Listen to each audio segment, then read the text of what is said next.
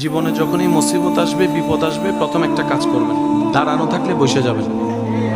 যাই বিপদ আসুক, যাই হোক, মেজাজ গরম হচ্ছে, রাগ লাগছে, প্রেশার বেড়ে যাচ্ছে, দুশ্চিন্তা বেশি, দাঁড়ায় আছেন, বসে যাবেন।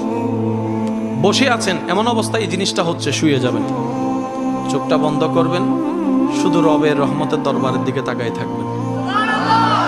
আর মন, অস্থির মনকে বারবার শোনাবেন, আমার আল্লাহ আছে, আমার আল্লাহ যা করবে তাই হবে, আমার আল্লাহ খুশি হয়ে দিলেও আলহামদুলিল্লাহ, আমার আল্লাহ খুশি হয়ে না দিলেও আলহামদুলিল্লাহ। আমি আমার আল্লাহকে খুশি করার চেষ্টা করব। আমার কোনো চাওয়া নাই, পাওয়া নাই, শক্তি নাই, কারণ সব কিছু তো রবের হুকুমেই হবে। আল্লাহ, আমি তোমার উপর ভরসা করলাম, বাকিটা তোমার উপর ছেড়ে দিলাম। দেখবেন সাথে সাথে আপনার সব টেনশন অর্ধেক কমে গেছে।